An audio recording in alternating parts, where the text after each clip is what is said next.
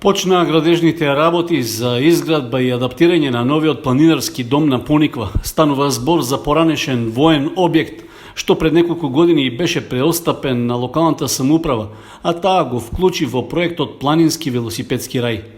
Во тек е отстранувањето на старата кровна конструкција, при што постојниот кров ќе биде срушен и ќе се изгради подкровен дел со ист облик како и соседниот објект.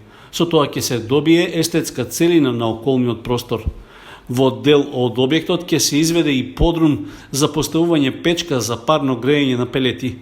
Во подкровието се планирани 28 легла во двокреветни и трикреветни соби.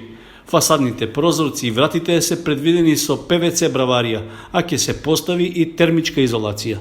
Работите ги изведува фирмата Delta Prom Inc. од Велес, а надзорот го вршат G-Inc. и Euroconsult од Скопје, избрани согласно процесот на понудување спроведен според методот национално јавно надавање по упатството на Светска банка. Покрај реконструкцијата и адаптацијата на планинарскиот дом, со проектот е опфатена изградба на патеки за авантуристички планински велосипедизам во вкупна должина од 35 километри.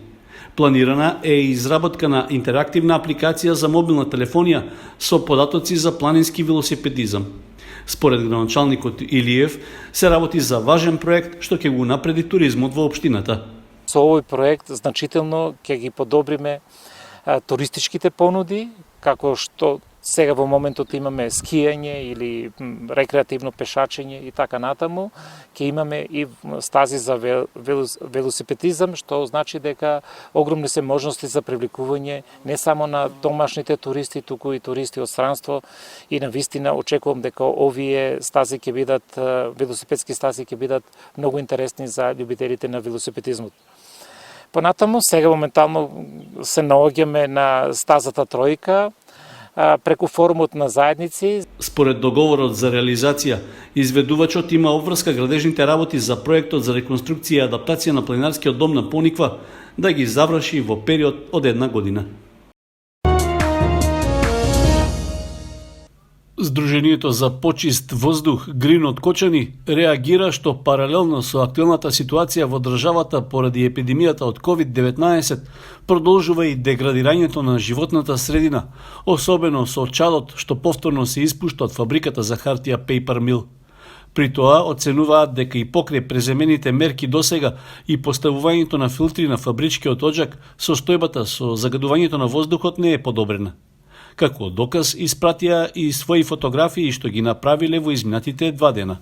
Обеќаа луѓето од Paper Mill дека се поставени филтри, видовме ги филтрите, ама на нас тоа ништо не ни значи. Сведоци сме дека смрде екстремно, значи тоа не е здраво таа смрдлева.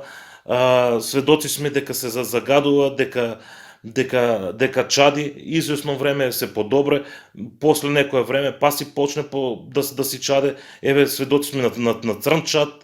Значи, дајте сето тоа нешто да се реагира до кој треба и фабриката да преземе нешто, да не испадне само препукување и само да се, не знам, да објавуваме само статуци по медиите и да се прозиваме како мали деца по Фејсбук. Ово веќе е и смешно и жално што се случува.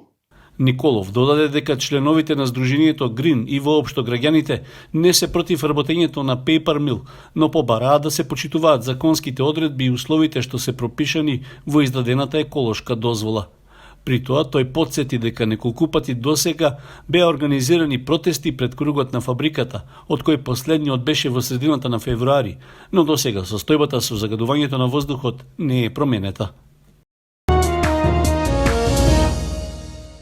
Председателот на Општинскиот комитет на ВМРО ДПМН од Кочани Миле Левков на пресконференција обвини дека локалната организација на СДСМ преку нивната кандидатка за пратеник го нарушува предизборниот процес затоа што се користела општата социјална состојба и сиромаштијата за да влијаат врз остварување на правото на глас при што се делел подкуп.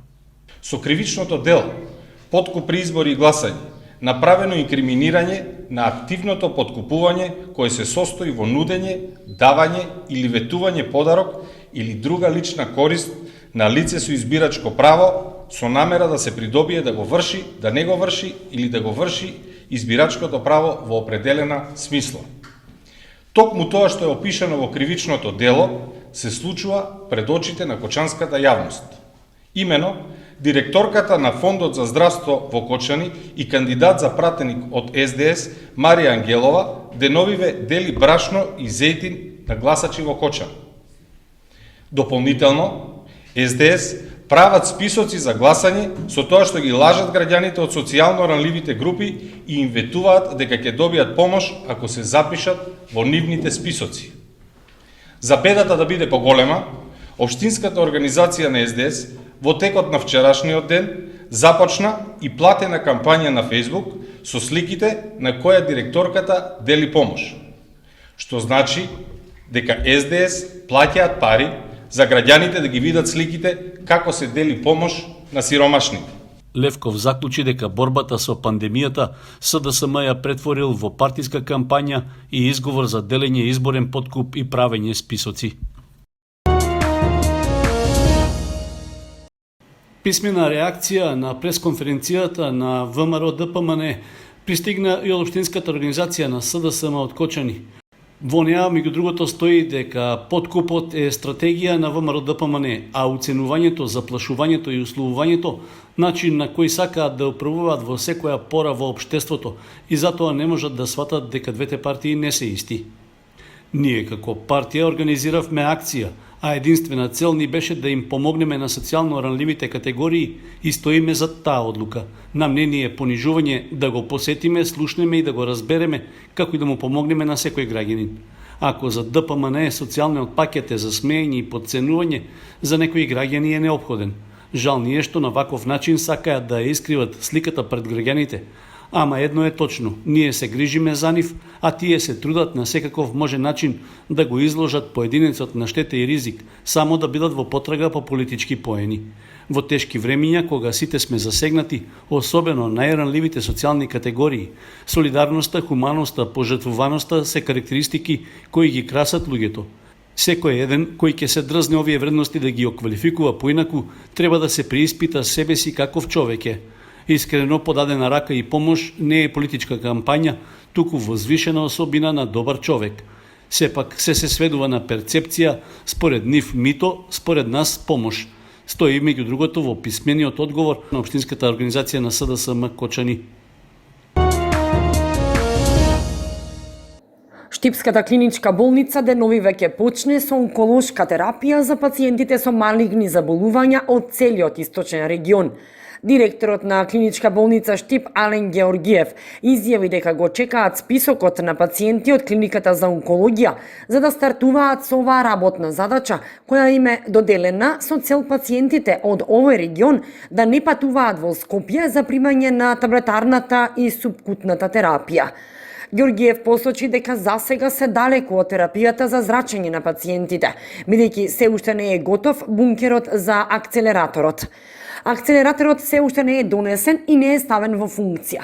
Тоа е една работа која што опфаќа повеќе профили и на доктори, инженери, информатичари и на физичари, кои што би требало да го менаџираат тој дел. Така што во моментов не може да кажат кога би било тоа, рече Георгиев. За работата на ова оделение имаат двајца специјалисти онколози, но потребни се други профили. Зградата каде што ќе се смести акцелераторот е изградена до карабина, а од Министерството за здравство вела дека новиот договор за довршување на работите, тежок 23 милиони денари, е подпишан годинава во јануари со грчката Интеракт, истата фирма задолжена за изградба на новата клиничка болница. Интензивирање на работите се очекува по завршување на воредната состојба, но Георгиев истакна дека и по завршување на воредната состојба во државата, тие пациенти пак ќе можат терапијата да ја примаат во Штипската клиничка болница, бидејќи постепено истата ќе се развива. Без соодветна хемиска заштита на лозата не може да се замисли производството на грозје. За таа цел потребно е добро да се знаат болестите и штетниците кои ја напајаат лозата и како ефикасно да се спречат истите. Најзастапени болести на лозата се пепелницата, пламеницата, ботритисот, црната дамкавост и други. Од штетните инсекти пак најзастапени се сивиот и жолтиот молец. Третирањето против овие болести може да биде превентива и тоа е најдобра мерка кога станува збор за примарни зарази. Третирањето се врши во повеќе фенофази. Со затоплување на времето, ластарите кај лозовите насади почнуваат нагло да растат и веќе лозарите знаат дека кога должината на ластарите ќе достигне до 15 или 20 сантиметри, веќе треба да биде извршена првата хемиска заштита кај лозовите насади. Токму сега е периодот кога имаме развој од 10-15 сантима и лозарите треба да ја извршат таа прва хемиска заштита. Секако треба да употребат средства против пламеница, против пепелница и против гроздовиот молет. И тоа им е добро познато на лозарите, но пак нека се консултираат со стручни лица, односно лица кои што се вработени во земјоделските аптеки, за да извршат избор на хемиски заштитни средства со кои би ја извршиле таа хемиска заштита. Во првите третирања е препорачено да се одат со контактни препарати, затоа што во принцип се и поевтини препарати, немаме се уште толку буен развој на лисна маса, нема каде да се толку не може да го примат системикот, односно системичниот препарати, и токму затоа ние препорачуваме да се одат со контактни препарати. Но сепак треба да идат со препарат против пламеницата, против пепелницата или против гроздовиот молец. Хемиската заштита треба да се прави кога времето е суво, да не биде измиен препаратот. Второ третирање треба да се направи пред цветање, после прецветување и потоа. Секоја наредно прскање е на 15 дена од претходното, до почеток на зреење на грозјето. Средствата за заштита се контактни и системични и затоа многу важно е да се внимава на концентрацијата на растворот за прскање, додава Стојановски. Апликацијата се спроведува наутро и попладне, а не при екстремно високи температури, бидејќи ефектот ќе се намали. Инаку во Кочани и Кочанско имаме околу 700 до 800 хектари површина под лозови насади. Возачките дозволи и пасошите на граѓаните чиј рок е истечен во време на воредната состојба ќе важат до 31 јули, порача Министерството за внатрешни работи.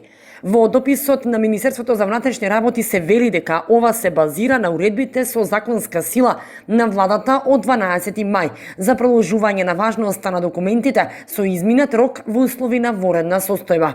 До крајот на јули, нагласуваат од МВР, граѓаните ќе нема потреба да вадат нови возачки дозволи и пасоши, освен доколку сакаат да го сторат тоа, зашто службите им стојат на располагање.